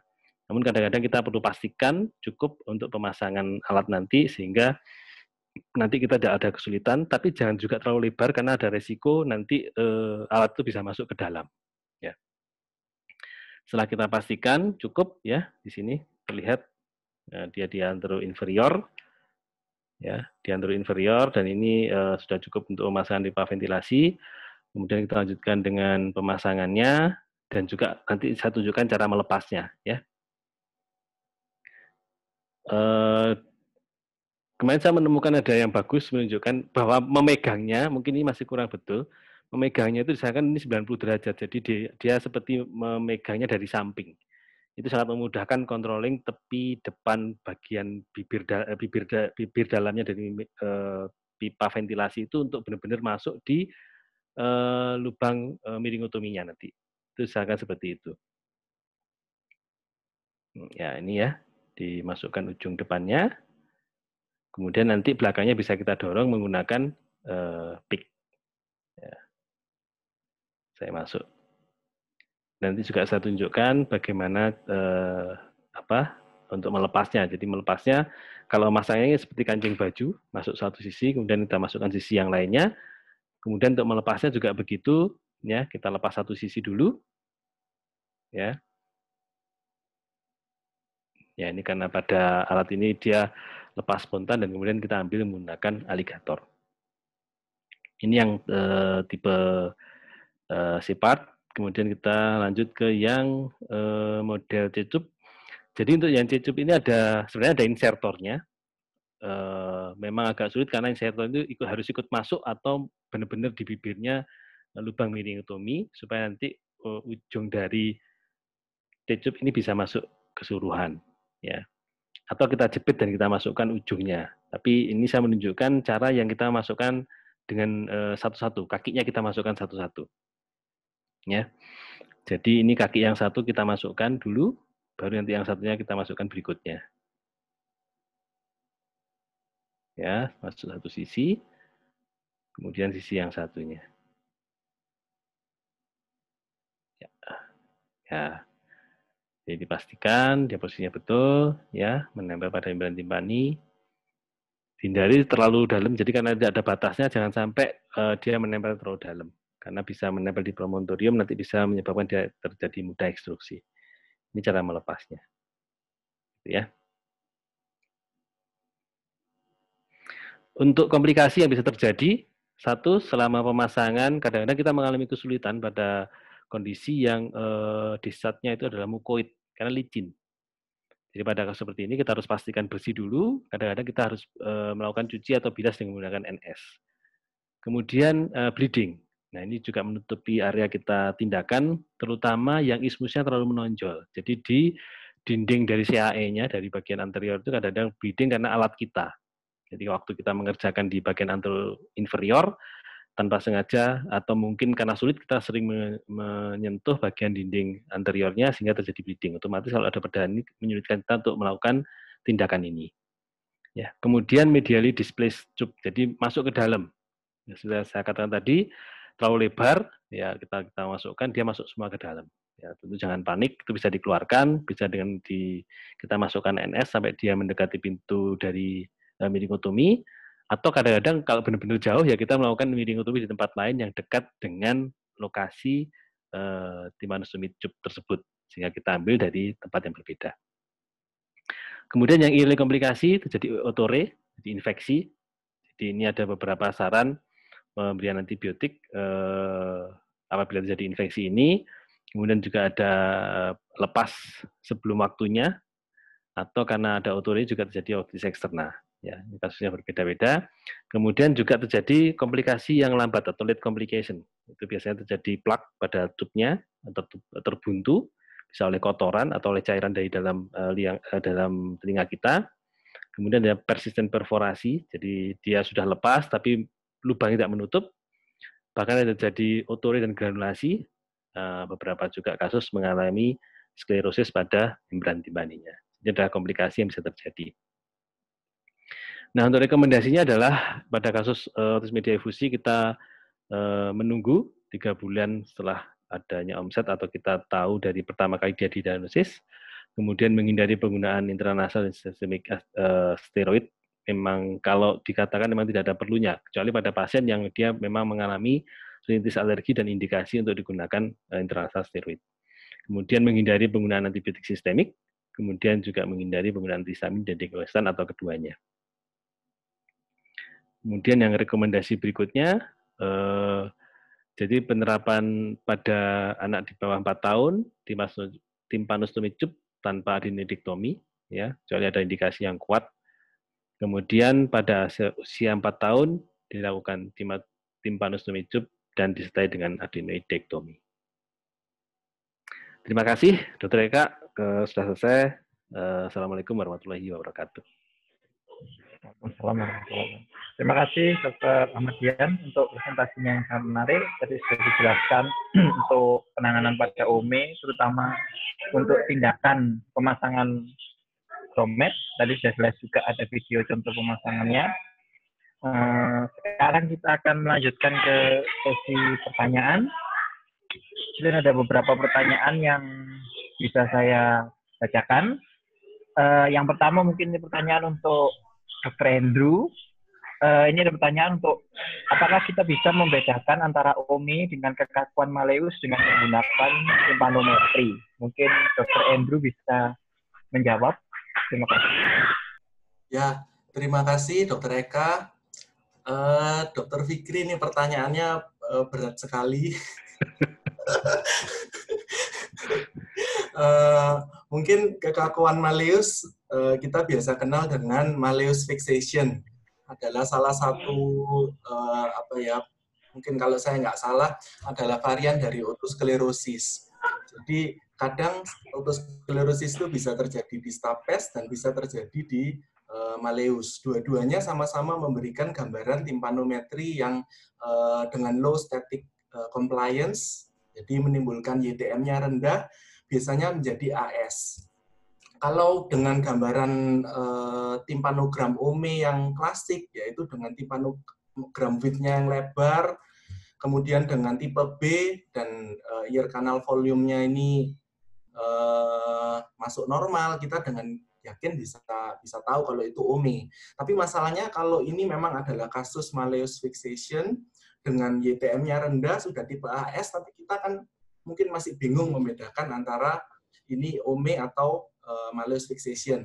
Kembali lagi, kita tidak dapat membedakan suatu masalah hanya dari satu pemeriksaan penunjang saja, harus dari anamnesa, pemeriksaan fisik, baru pemeriksaan penunjang. Tapi kalau strictly bicara tentang mungkin secara teoritis, secara fisika dari timpanometri, ada sedikit perbedaan antara stiffness yang dibuat oleh stiffness telinga tengah yang dibuat oleh cairan dan stiffness yang dibuat oleh malleus fixation. Jadi pada stiffness yang dibuat oleh cairan, pada umumnya kurvanya itu akan lebih lebar, lebih membulat. Sedangkan stiffness yang dibuat oleh malleus fixation itu kurvanya akan lebih meruncing. Mungkin gitu. Tapi saya baca-baca, gambaran ini tidak selalu demikian adanya. Jadi bisa saja tumpang tindih. Untuk memeriksa lebih jelas, mungkin Dr. Ahmadian mungkin bisa menambahkan, atau Dr. Fikri mungkin bisa memberikan petunjuk apakah betul dengan otoskopi pneumatik dan dengan pemeriksaan dengan mikroskop. Jadi untuk melihat velocity dari umbo pergerakan gendang telinganya. Dan satu lagi untuk malleus fixation itu memberikan gambaran audiometri yang mungkin juga hampir sama dengan otosklerosis dari Stapes. Jadi terdapat Cahard knots. Kalau untuk Cahard knots itu adalah fenomena bone conduction, di mana pada frekuensi 2000 itu turun, yang bukan berarti outer hair cell di 2000 itu jelek, tapi ini merupakan salah satu fenomena audiologis, karena bone conduction itu tercipta dari satu getaran yang langsung masuk dari bone conductor menuju ke koklea, dan ini kan menggerakkan cairan di sana. Nah, cairan ini kan menggerakkan lagi foramen ovale, foramen round, dan menggerakkan juga struktur tulang sampai ke gendang telinga. Kalau terjadi Stapes fixation maupun malleus fixation, ini menyebabkan resonansi di 2000 kurang. Jadi mungkin bisa dipadu-padankan begitu, karena itu tidak terjadi di OME. Kalau secara fisika murni tadi, fiksasi pada malleus itu terjadi pada komponen resistance. Jadi tadi ada mass, ada stiffness, ada resistance. Untuk ligamen-ligamen yang mengalami stiffness itu sebenarnya komponennya ada satu yang berbeda, yaitu yang resistance tadi. Mungkin dengan timpanometri yang lebih canggih dan dengan mungkin saya belum sampai ke sana telah fisikanya, harusnya dengan timpanometri yang lebih dipisahkan lagi vektor-vektornya mungkin bisa. Nanti mungkin akan saya coba baca-baca lagi. Begitu mungkin Dr. Fikri. Mungkin Dr. Ahmadian ada yang mau ditambahkan. Berat sekali pertanyaannya. Iya, kalau berat sekali kita kembalikan Dr. Fikri aja nanti gitu ya. Jadi memang kita harus bisa membaca betul dari hasil timpanometri itu karena berkaitan dengan yang stiffness tadi ya. Jadi memang itu bisa bentuknya mungkin mirip dengan kekakuan pada otosklerosis, gitu ya, karena dia tidak bisa bergerak dari sendinya itu, dari malleusnya itu. Jadi itu bisa mirip seperti itu. Cuman pemeriksaan langsung dengan mikroskop itu mungkin sesuatu yang membantu kita bisa melihat betul kondisi dari malleusnya. Mungkin kita beri kesempatan Dr. Fikri ini, Bapak Dokter ini mau menyampaikan pendapatnya. Mana Dr. Fikri ini? Ada Dr. Fikri.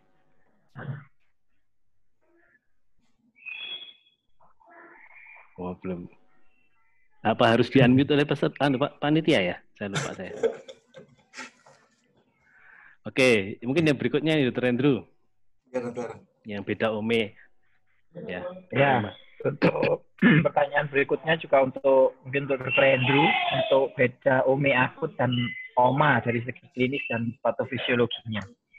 Ya, kalau dari segi klinis, kita membicarakan dari anamnesa, pemeriksaan fisik, dan pemeriksaan penunjang ya. Dari anamnesa, kalau untuk OME, sesuai definisinya, OME tidak disertai gejala atau tanda infeksi akut. Jadi biasanya tidak nyeri seperti OMA, terus kemudian mungkin tidak demam seperti pada oma, dan lain sebagainya. Terus kemudian kalau untuk pemeriksaan dari segi klinis, pemeriksaan fisik otoskopi, tanda-tanda seperti rubor, kalor, doror kita tidak dapatkan pada pemeriksaan otoskopi. Mungkin pada OME itu bentuknya sedikit retracted, kalau pada oma lebih cembung ke depan. Kalau dari pemeriksaan otoskopi pneumatik tadi waktu di presentasi sudah kelihatan ada bedanya. Tadi yang bagan itu kalau diberikan tekanan positif atau tekanan negatif dengan otoskopi pneumatik akan kelihatan bedanya. Dari pemeriksaan penunjang biasanya sudah tidak perlu mengarah ke pemeriksaan penunjang ya, apalagi untuk oma. Karena waktu oma kalau diberikan tekanan 200 dekapascal itu sakit sekali. Gitu. Itu kalau untuk dari segi klinisnya. Kalau dari patofisiologinya, yang pasti keduanya disebabkan karena adanya disfungsi tuba. Akan tetapi pada kasus oma yang membedakan adalah adanya kuman yang menyebabkan produksi pus di telinga tengah. Sedangkan kalau OME yang klasik disebabkan karena adanya suatu tekanan negatif di telinga tengah sehingga terjadi transudasi cairan untuk menetralkan atau mengembalikan tekanan sebagai upaya kompensasi tubuh supaya lebih normal. Begitu.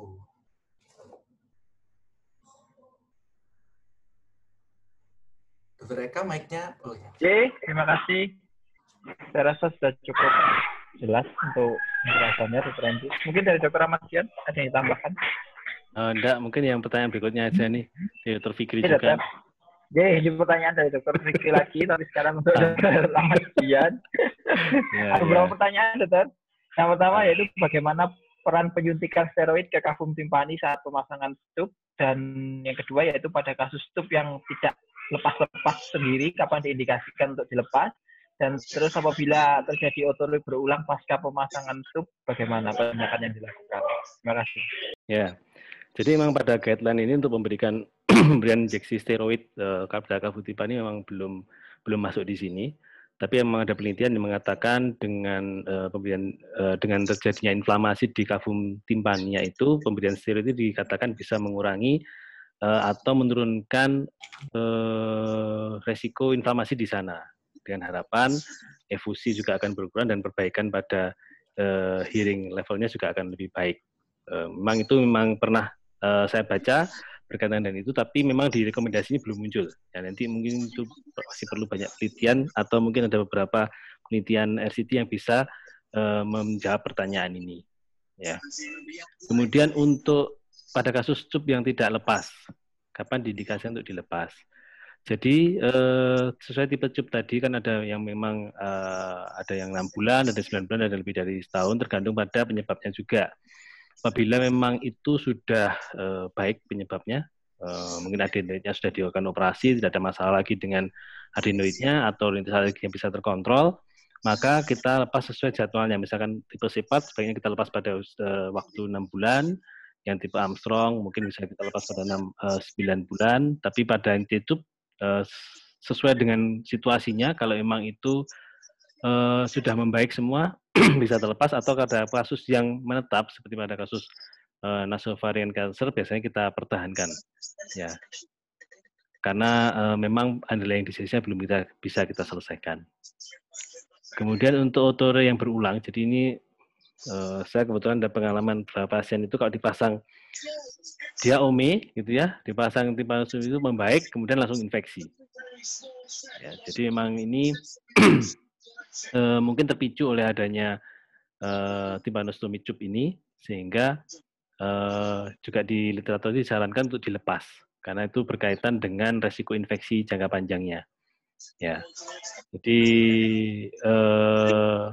disarankan untuk tidak dipaksakan atau dilepas tympanostomy tube-nya untuk menghindari infeksi lebih lanjut.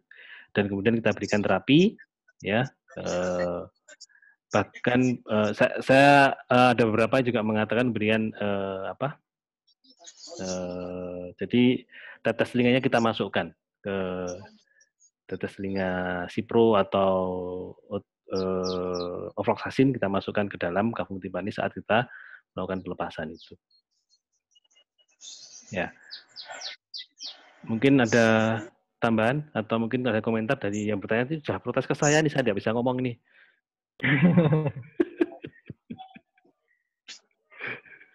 Mungkin tadi saya perjelas yang untuk tadi dilepas dulu baru diberikan terapi ya dokter untuk yang ya, jadi berulang. kita lepas ya sebelum dia menutup kan waktu kita lepas langsung kita injeksikan obat topikal untuk kafum timpaninya.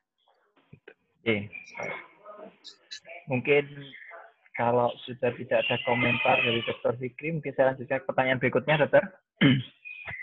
Ini untuk Dr. Ahmad lagi mungkin. Selamat siang untuk pasien. Jadi ini pertanyaan dengan pasien dengan adenoid hipertrofi di atas 4 tahun dengan OME lebih dari 3 bulan. Apakah bisa diusahakan dengan medikamentosa maksimal sebelum menyarankan adenoidektomi, misalnya steroid intranasal atau antibiotik untuk kemungkinan biofilm pada adenoid? Terima kasih. Ya, jadi seperti saran tadi, memang kita pada kondisi yang sudah lebih dari 3 bulan dengan anak usia di atas 4 tahun, memang tidak disarankan menggunakan terapi yang medikamentosa, gitu ya, tidak disarankan karena tadi dari guideline tadi jelas, sehingga kita pada kondisi seperti ini sudah lebih dari 3 bulan dan sudah lebih dari 4 tahun, kita langsung bisa menerapkan pemasangan miringotomi, pemasangan timpanos tutup dan dilakukan adenoidektomi. Ya, jadi langsung seperti itu. What the fuck?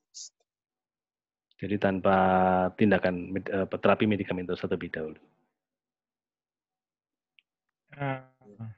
Kalau begitu langsung ke pertanyaan selanjutnya lagi ya dokter J. Ini untuk ada kasus tub tertinggal di dalam dengan membran timpani sudah tertutup, tetapi pasien tidak ada keluhan. Kapan memutuskan untuk dikeluarkan dan teknik apa saja yang direkomendasikan untuk mengeluarkan?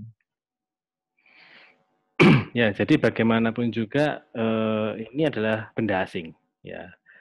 Jadi benda asing kalau memang sudah tutup dan itu meskipun tidak terjadi infeksi sebaiknya dikeluarkan. Caranya ada beberapa. Kita bisa melakukan injeksi miringotomi di dekat, kan bisa ada bayangannya ya. Ada bayangan dari bayangan dari posisi dari timpanos tube di dalam membran, di balik membran timpani. Nah, kita bisa melakukan miringotomi di dekat lokasi tersebut. Tapi kita harus pastikan bisa menjangkaunya, karena jangan sampai tindakan kita justru menimbulkan luka yang cukup lebar, ya. Atau kalau bila kesulitan, kita bisa melakukan panotomi atau flap. Seperti kita melakukan operasi meningoplasi yang transkanal, jadi kita buka, ya, kita lakukan insisi berapa mili dari anulus, kemudian kita buka sampai anulusnya kita buka dan kita bisa mengakses kafum timpani dan kita bisa mengeluarkan timpanostomi tube tersebut. Ya. Ya memang ada yang mudah, ada yang sulit, ya. Makanya harus hati-hati. Satu, dipastikan dia tidak terdorong ke dalam saat memasang, jadi cukup lebar dari miringotominya cukup. Kemudian saat mendorongnya pelan-pelan. Kemudian yang harus diperhatikan lagi adalah evaluasi berkala. Kadang-kadang ada yang displace, kemudian dia malah masuk ke dalam juga ada. Jadi itu harus dipastikan tidak terjadi dan bisa dicegah, gitu ya. Ya. Baik, terima kasih dokter. Mungkin bisa untuk satu pertanyaan lagi dokter. Ini memang tidak ada di sini. Cuman untuk ini ada pertanyaan dokter dari sejawat. Ada OMA, biasanya kalau misalnya dilakukan insisi, itu kan karena tekanannya negatif, sehingga biasanya kan membran timpaninya akan kolaps seperti atelektasis. Ini ada pertanyaan, mungkin ada saran bagaimana untuk mencegah pada saat insisi itu tidak sampai kolaps untuk membran timpaninya. Ya, jadi kan itu karena negatif pressure ya. Jadi biasanya kita insisi yang disertai dengan kita bisa elevasi dari membran timpaninya. Jadi setelah diinsisi kita menggunakan hak yang bentuknya L, itu kita angkat membran timpaninya. Ya. Biasanya dengan dia tidak menempel, kita menunggu waktu, ada udara yang masuk, biasanya dia akan terangkat lagi, bisa membaik gitu ya. Kalau itu tidak membaik ya next berikutnya mungkin perlu dipasang timpanos tumijup karena mungkin pressure di dalamnya terlalu negatif seperti itu. Ya. Baik, terima kasih dokter. Untuk pertanyaan sementara saat ini sudah cukup. Mungkin ada yang mau ditambahkan lagi oleh Dr. Ahmad Dian atau Dr. Andrew sebelum kita tutup.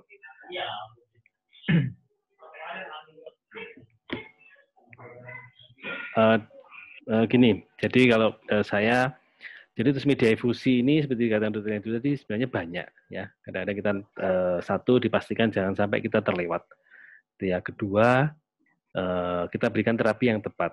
Ya, tidak boleh terlalu berlebihan. Ya, tetap penggunaan obat medikamentosa. Kemudian kita juga mengetahui kapan kita harus memulai dengan tindakan surgery. Ya, jangan terlalu tergesa-gesa, juga jangan terlalu terlambat. Ya, karena pada kasus media infusi ini apabila tidak segera dilakukan tindakan setelah 3 bulan, memang ada yang membaik setelah itu, tapi otomatis dia sudah mengalami gangguan pendengaran pada jangka waktu yang sudah lama. Ya, jadi itu harus dihindari juga ya. Seperti itu. Jadi memang untuk diagnosis juga harus tepat dan tepat juga ya dokter ya. Ya. Oke. Untuk Dr. Andrew Halim mungkin ada tambahan lagi? Dr. Andrew? Oke. Kalau begitu mungkin untuk siang ini bisa kita akhiri. Terima kasih saya ucapkan sekali lagi untuk para pembicara, Dr. Andrew Halim dan Dr. Ahmad Dian atas kesediaannya untuk membagikan ilmunya kepada kita semua. Dan terima kasih untuk para peserta telah menyediakan waktu untuk mengikuti acara PKB siang ini. Berikut saya kembalikan ke Dr. Helgi sebagai MC. Terima kasih. Assalamualaikum warahmatullahi wabarakatuh. Waalaikumsalam warahmatullahi wabarakatuh. Terima kasih Dr. Eka, terima kasih kepada Dr. Andrew Halim dan Dr. Ahmad Dian atas ilmunya sangat aplikatif apabila kami semua menemui kasus atau pasien yang serupa bisa kami terapkan, sangat berguna dan bermanfaat. Dengan berakhirnya kegiatan ilmiah ini, berakhir pula rangkaian kegiatan pendidikan kelanjutan kedokteran dari FKUB. Namun jangan khawatir, masih ada update ilmu-ilmu lagi. Kita akan bertemu di besok lusa di hari Jumat 11 Desember pukul 1 siang. Akan ada topik yang sangat menarik mengenai tuba Eustachius dan nasal congestion dengan pembicara Dr. Edi Handoko dan juga Dr. Rus Suharyanto. Jangan sampai dilewatkan karena akan ada teori baru dan juga sharing ilmu pengalaman yang baru. Dan kami ucapkan terima kasih atas partisipasinya pada seluruh peserta. Kami harapkan bisa bergabung lagi dan tetap jaga kesehatan, protokol kesehatan di tengah pandemi ini. Akhir kata, kami ucapkan mohon maaf yang sebesar-besarnya bila ada kekurangan dan kesalahan atas penyelenggaraan ini. Terima kasih. Assalamualaikum warahmatullahi wabarakatuh. Selamat siang, salam sehat. Waalaikumsalam warahmatullahi wabarakatuh.